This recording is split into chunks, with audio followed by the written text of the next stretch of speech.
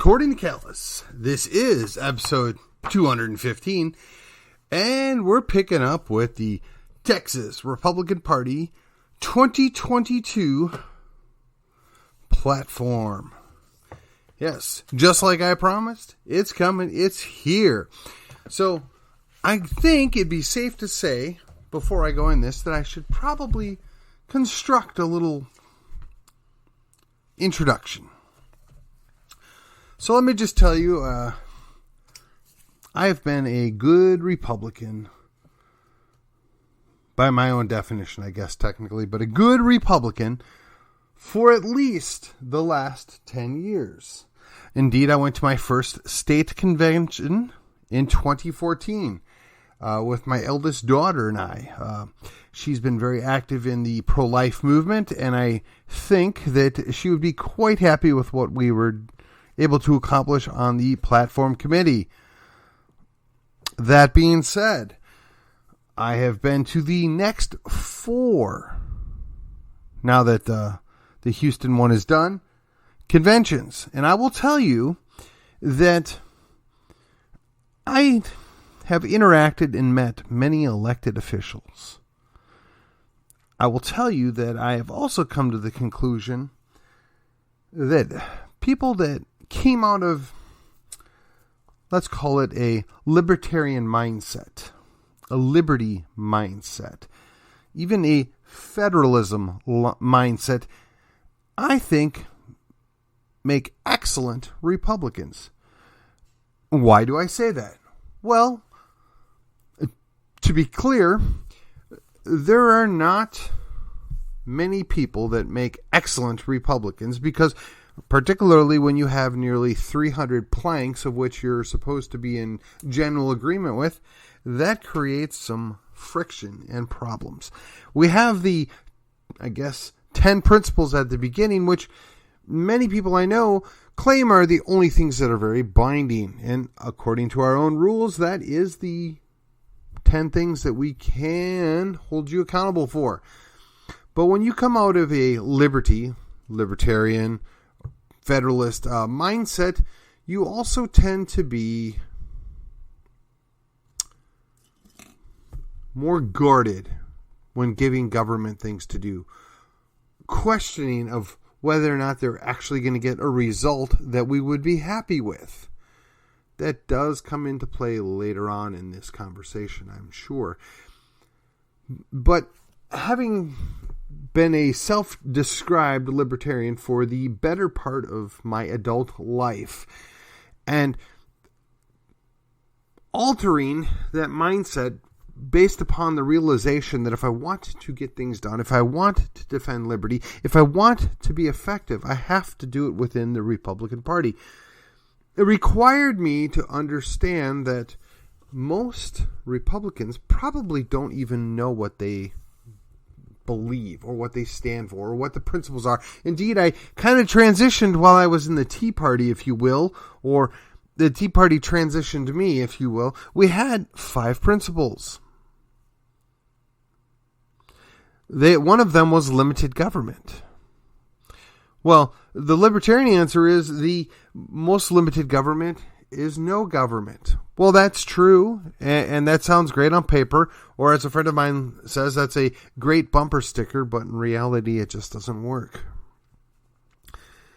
And when you talk about the rule of law, there's a huge gaping hole there, because we have many judges that just literally make stuff up as they go along. They don't feel bound by the Constitution. In fact, they defer to precedent. Well, when somebody makes a mistake or creates a problem, if you don't fix it and fix it immediately, it just compounds and gets worse and worse. Kind of like Griswold v. Connecticut, for instance. Just as an example. When the Supreme Court got something wrong. Or, I know Chris Hain Hall has mentioned a few of them over the years, particularly the one who, I guess the name is escaping me at the moment, where you could detain indefinitely people of Japanese descent because you were afraid of them. That's still an opinion that's not been overturned. You could look at maybe Plessy Ferguson. There's any number of bad cases that because we're tying ourselves to precedent, we don't fix the problem. We don't go back to the principles. We don't go back to right and wrong. Now, the Republican Party is far from innocent in this. In fact, we were born out of a guy that ultimately subjugated half of a country and allowed for military dictatorship. Now, you could say what you want. The guy was killed before much of that came to fruition. But the subjugation that he allowed and encouraged because he wanted to, quote, save the Union doesn't excuse the behavior. In fact, it kind of birthed the progressive movement of which we are still paying the consequences of today. But the modern Republican Party has looked back even further to Jefferson, even to some of the Jacksonian mindsets, and realized that the idea of we holding certain truths self-evident, that pre-existing rights being acknowledged by a government doesn't necessarily have to be obscured because of idolizing one individual or several individuals. Indeed, I have challenges when we throw everything back to the founders. I mean, the founders built upon something. There was pre-existing knowledge, pre-existing thoughts. Where did they get it from? Some would say it came primarily from the Bible. Some would say, no, it was more from the Old Testament writings, so therefore it's the Torah. There are some that say, well, it came out of a growth of the Protestant reformers. We've talked about them many, many times. Some would say that it came out of, Greek and Hebrew government studies, or even Roman the way they had done things in Rome. I think it'd be fair to say all of the above is true. And it got distilled down to some principles, some ideas. And the Declaration of Independence was a very high and lofty document, much like those bumper stickers. It sounds great, but actually pulling that off is a challenge. Indeed, I got to hear about how the Articles of Confederation was a mistake. The Articles of Confederation needed to be redone. In fact, we were God ordained to have our Constitution, and we had to dismiss the Articles of Confederation. Now, I don't know that I buy the idea that the Constitution was God-inspired in the same way that the Bible was. And anybody that would say that, boy, I would want to check them for blasphemy. But to say that they were inspired by God on a different level, okay, fine, maybe. To say that there was divine inspiration in some of the application, okay, fine, maybe. I wasn't there. None of us were there. We don't really know what happened other than by the writings and the arguments that went back and forth in the papers and the periodicals and the discussions about ratification.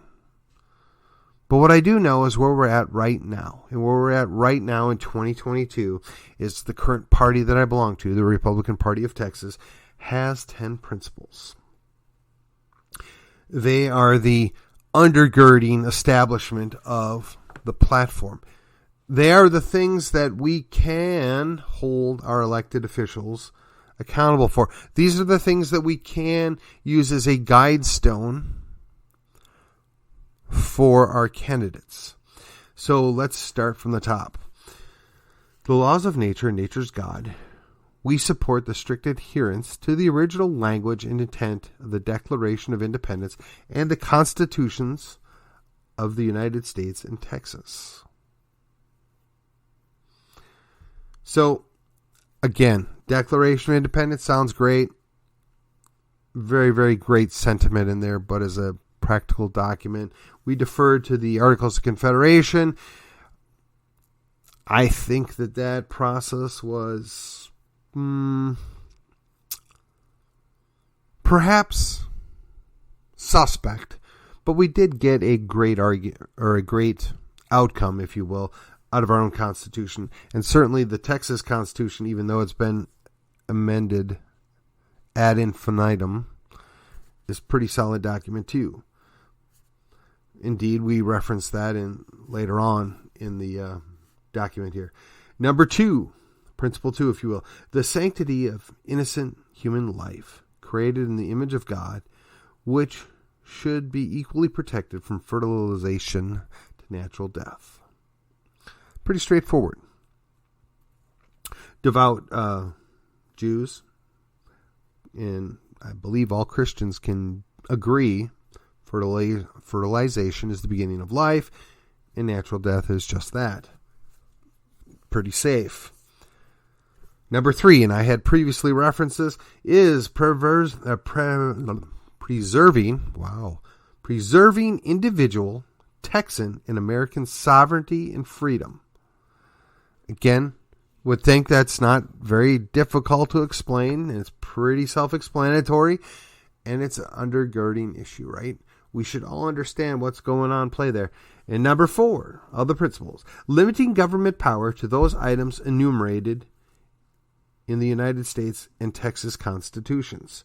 Okay, now we're going back to the enumerated powers. So if we didn't delegate that authority or power to the United States government, they don't have it. Likewise, the Texas government is supposed to derive its power from the Constitution.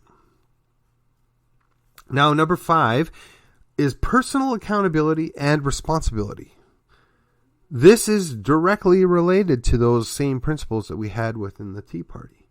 Number 6, self-sufficient families founded on the traditional marriage of a natural man and a natural woman. Now, I would say 30 years ago, we would have just said self-sufficient families founded on the traditional marriage, but apparently now people can't tell if they're a boy or a girl, if they're even human, and whether or not they like boys or girls. And I use that as a euphemism for man or woman. Get over yourselves, people. Because there are actual perverted people that are grown adults that are attracted to minors.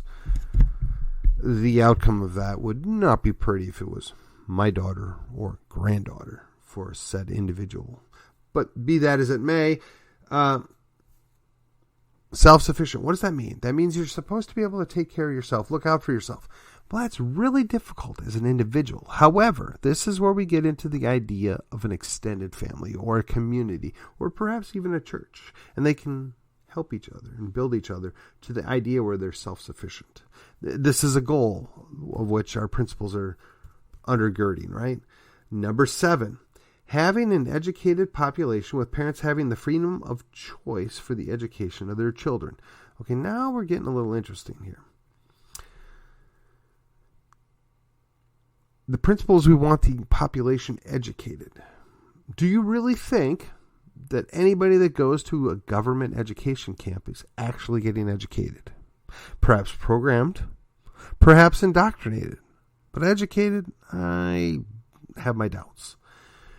Now, the freedom of choice and education of their children is a nice ad. Sad that it had to be put there because apparently our government schools don't actually do the job by and large anymore.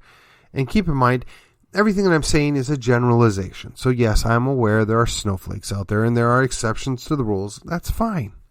But as a general rule, they're really not getting what they need in the government schools.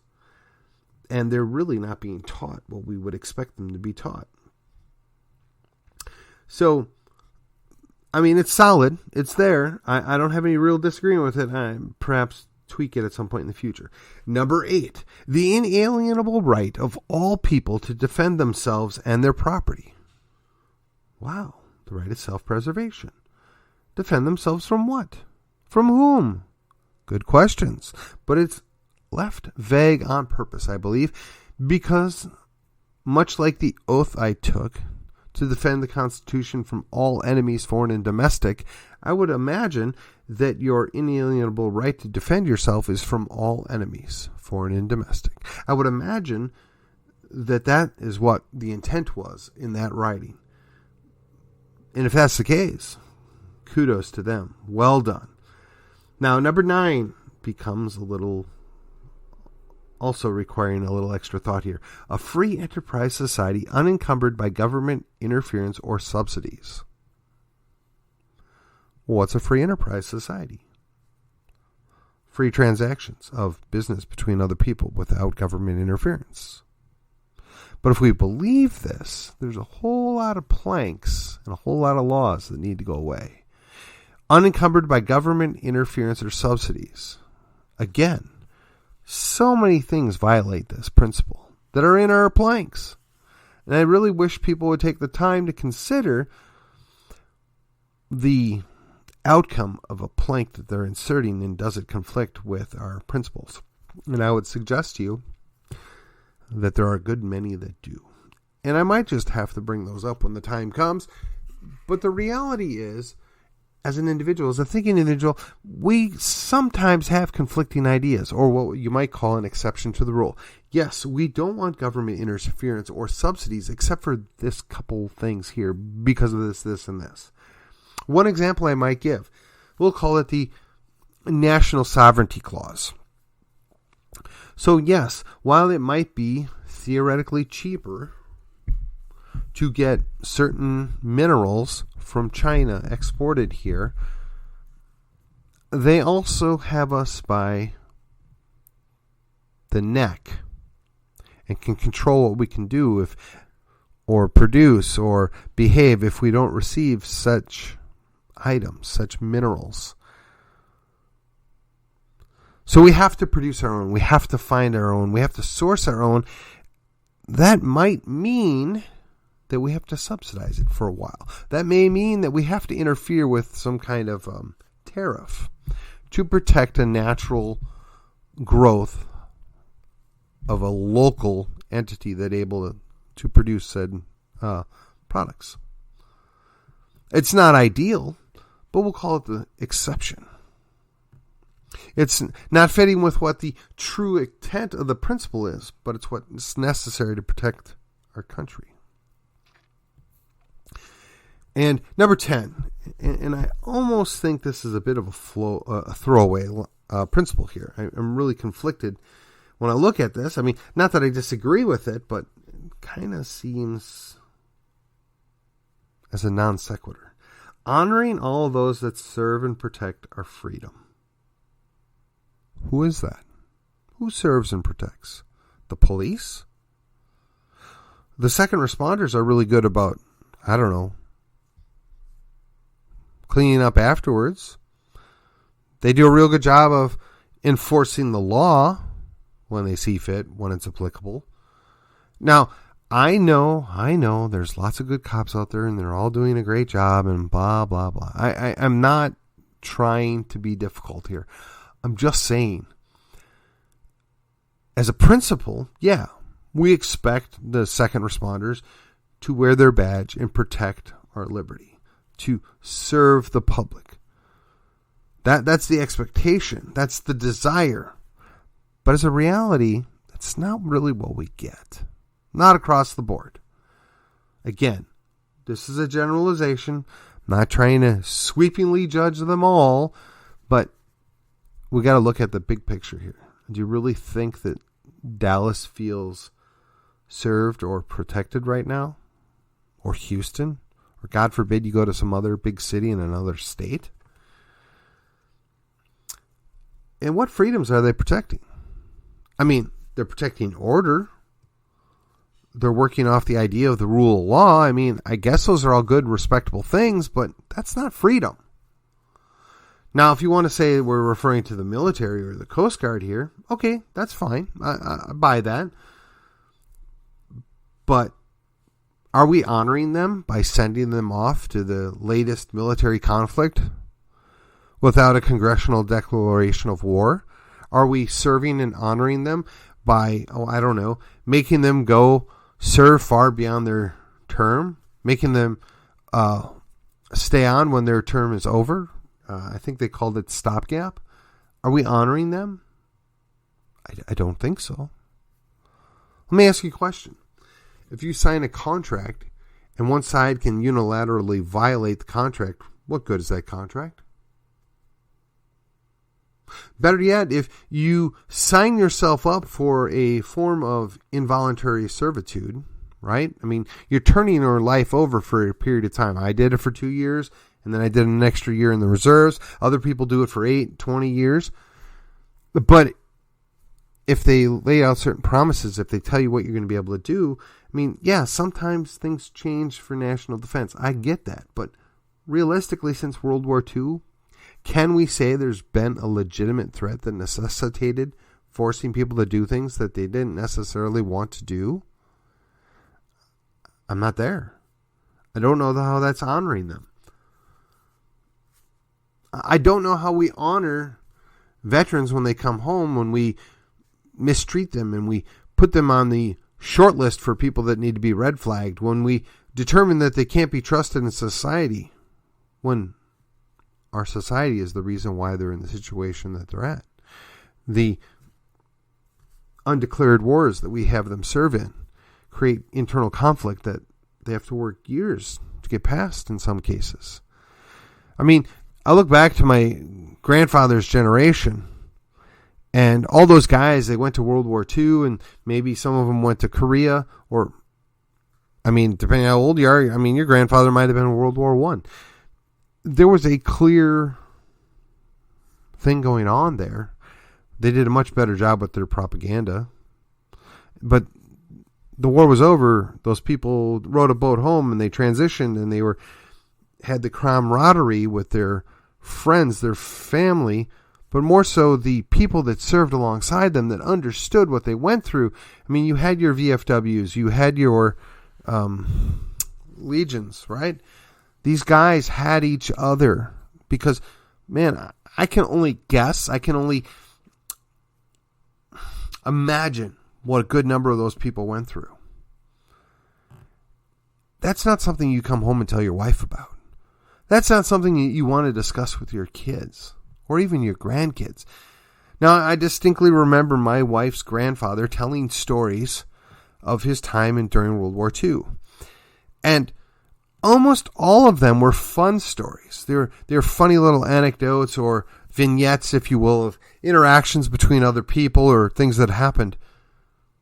But I can imagine, having served in the Pacific Theater during World War II, we saw a lot of really bad stuff. I mean, even if he wasn't on the front lines, he saw and heard things that people aren't normally geared to understand or deal with. But I never heard him talk about those things. Now, maybe he talked to his own sons after they became vets and did their own things, you know, they're in their service. Or maybe he talked to his brothers in arms or cousins or whatever else that served, because they have that camaraderie there. But again, how are we honoring them if we're distrusting them, if we're looking down upon them, if we're not looking after their needs and taking care of their families, and we're sending them off to places to die or fight with no clear direction? That's not very honoring. The Republican Party of Texas says we can do better. I want to believe that. I really do. I think we can do that. But that's not what's happening now. And that, for me, that's a big deal. I mean, and if we get back to the second responders, I mean, some of you are looking at that as a pejorative. But no, it's a fact. If you're in an altercation, if you're in an accident, if you're in some kind of incident where your life's in danger, you're there. You're your own first responder. You are the true first responder. That does not negate the importance of those people that come second. That does not overlook what they bring that you possibly don't have. In fact, the vast majority of us don't have the things that we need in those crazy situations. So we show them proper honor, whether they work in the fire department or fire rescue or whatever they call it now.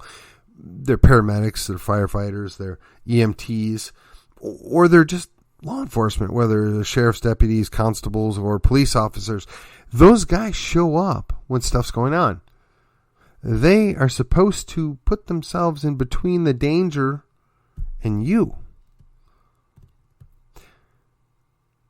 And I find it really challenging to show honor to the people that were in Uvalde, of all places.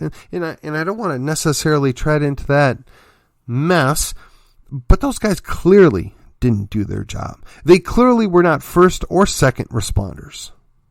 In fact, the family members came there to rescue their family, and those people were detained. Those people were handcuffed. Those people were restrained. Those people were mistreated. And one wonders, what is it that they were doing for the hour plus they refused to do the job that they swore an oath to do? And I got to tell you, I'm hard-pressed to see how those people can possibly keep their jobs after what they did, or go to another location to work in the same line of work. They need to be run out on a rail. They need to be called the embarrassment that they are. Now, I'm sure some of those people are good people and they wanted to do the right thing and they were just following orders. But it seems to me we've heard that before. The whole idea of just following orders. Are they following their oath? Are they honoring the people that they're supposed to be serving if they're just following orders? I would suggest to you they're not. I would suggest to you that they're the problem. And when we look at all of these principles that we have, this is the one that's, I guess, means the most, but has the most challenges as well.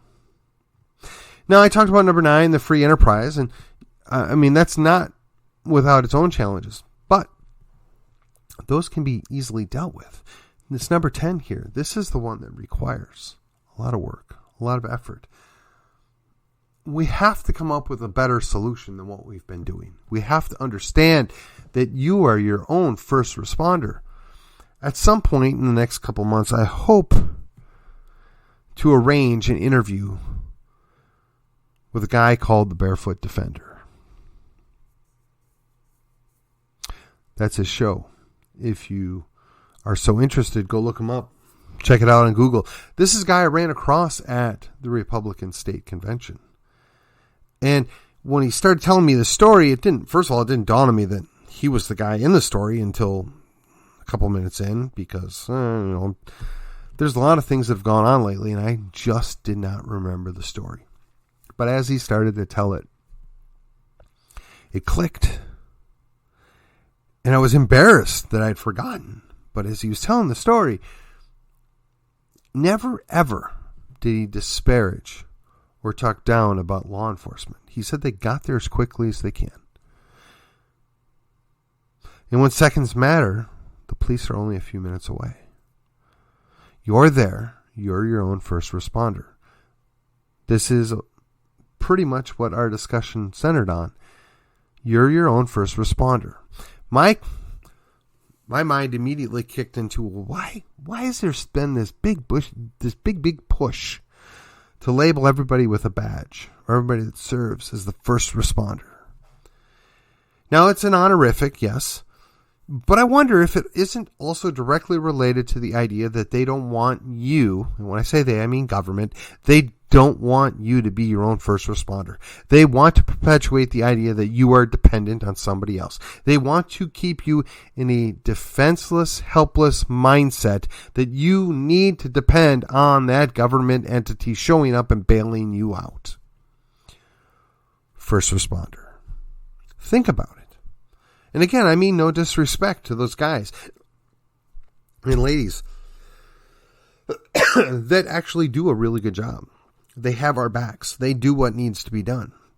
But all too often, they're painted with a broad brush of their brethren that do a bad job. And I'm trying really hard to avoid doing that. But those same people are responsible for their brethren that don't do their job, that don't follow the oath. And they are the ones that need to run them out. And they don't. That's a question. That's a problem. But they are the ones that need to address it. So I'm coming up to the end here. I've covered the 10 principles. I've given you an idea of where we're going next. This is, according to Callus, this is the second episode back, number 215. We're going to call it RPT 2022 Principles. And I will see you on the other side.